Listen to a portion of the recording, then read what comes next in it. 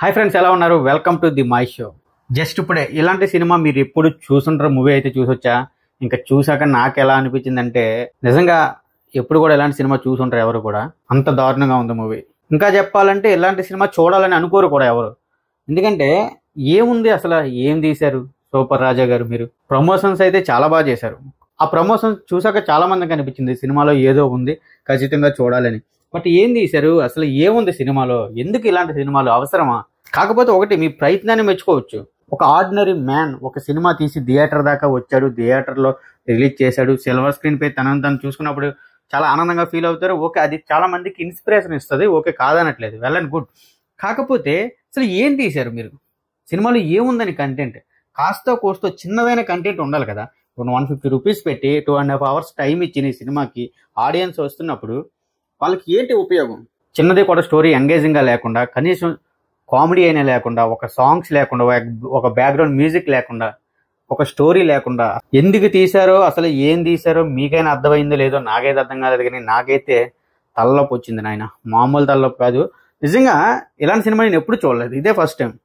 అంటే మనం ఇంతకుముందు అయితే మంచి మంచి సినిమాలకి అన్నింటికి వెళ్ళిపోయేవాళ్ళం. బట్ ఇప్పుడు రివ్యూ చేస్తున్నాం అని చెప్పి ప్రతి సినిమా చూడాలని చెప్పి వెళ్తే మరి ఎంత దారుణమా, ఇంతలా టార్చర్ పెట్టాలా?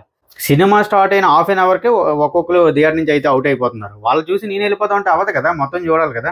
ఎందుకు ఇంత టార్చర్ పడాల్సిన అవసరం ఏంటి అనిపించింది. సో ఓకే, మీ ప్రయత్నాన్ని అయితే ఖచ్చితంగా అప్రిషియేషన్ చేయాల్సిందే. ఈ సినిమా గురించి చెప్పాలంటే స్టోరీ వచ్చేసి ఏం లేదు. హీరో లవర్ వచ్చేసి వేరే దేశం అయితే వెళ్ళిపోతుంది, వేరే అబ్బాయితో లవ్ చేసి పెళ్లి చేసుకుందాం అని చెప్పి తన జర్నీ అయితే స్టార్ట్ అవుతుంది. తన జర్నీ ఎయిర్పోర్ట్ వరకు ఎలా సాగింది అనేది సినిమా. ఆ జర్నీ కూడా మొత్తం బైక్ మీద ఉంటుంది, అండ్ సినిమా కూడా ఆల్మోస్ట్ బైక్ మీద ఉంటుంది. ఆ జర్నీలో తను చూపించిన ఎక్స్ప్రెషన్, తను ఏవైతే ఇంటర్వ్యూలో చెప్పాడో, ఇన్ని వందల ఎక్స్ప్రెషన్ చేశాను, లేదంటే ఇన్ని 1400 ఎన్నో డైలాగులు చెప్పానని ఏవైతే చెప్పాడో ఆ జర్నీలోనే ఉంటాయి ప్రతిది కూడా. నాకైతే అవి ఒక ఎక్స్ప్రెషన్స్ అని కూడా అనిపించలేదు, అవి ఒక డైలాగులని కూడా అనిపించలేదు. బట్ తనకు అనిపించింది ఓకే తీశారు, అంతకుమించి ఏం లేదు సినిమాలో. ఒక కెమెరా పెట్టుకొని బైక్ ముందు ఒక కెమెరా సెటప్ చేసుకొని వెళ్ళిపోతుండడమే. ఆ కెమెరా వర్క్ కూడా, కెమెరా ఎటు తిరుగుతుంది, ఫ్రేమ్లో ఎవరు ఉన్నారు ఎవరు లేరు, అది చాలా చోట్ల చూసుకోలేదంటే ఏం చెప్తాం సినిమా గురించి చెప్పండి మీరే. నాకైతే చాలా దారుణం అనిపించింది. అండ్ ఇంకొకటి ఏంటంటే, మెయిన్ ఇలాంటి సినిమాలు అంటే మీరు పబ్లిసిటీ ఏదైతే చేస్తున్నారో అంత కష్టపడి పబ్లిసిటీ చేశారు, కనీసం ఏ విధమైన కంటెంట్ లేకుండా చేశారు. ఎందుకు ఆడియన్స్ని ఇలా ఫూల్స్ని చేయడం అని అనిపించింది. ఎందుకంటే చాలా మంది డిసప్పాయింట్ అయిపోయారు. ఇప్పుడు చాలా మంది అమౌంట్ పెట్టారు ఆ మూవీకి, వాళ్ళకున్న టైంని, వాల్యుబుల్ టైంని ఇచ్చారు మీ సినిమాకి.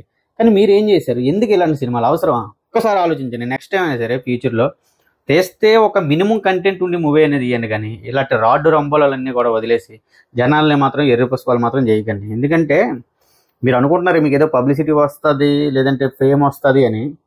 వేస్ట్. ఇలాంటి ఫేమ్, ఇలాంటి పబ్లిసిటీ వేస్ట్. అది ఆలోచించండి. ఒక మంచి కంటెంట్, ఒక సాంగ్ ఏదో డ్యాన్స్ చేసి యూట్యూబ్లో పెట్టుకోండి, మంచిగా షూట్ చేసుకొని, ఎంతగానో డబ్బులు వస్తాయి కదా అక్కడ కూడా. నాకైతే ఇలాగే అనిపించింది. అబ్బా అసలు సినిమా అయితే ఏం లేదు, చెప్పడానికి కూడా ఏం లేదు. మీలో చాలా మంది చూసుంటారు, చూస్తే మీకు ఎలా అనిపించిందో ఖచ్చితంగా కామెంట్లో చెప్పండి. మీరు కనుక ఇంకా మన ఛానల్ని సబ్స్క్రైబ్ చేసుకోకుండా చూస్తుంటే ఖచ్చితంగా ఛానల్ సబ్స్క్రైబ్ చేసుకోండి, బెల్ ఐకాన్ ఆన్లో పెట్టుకోండి.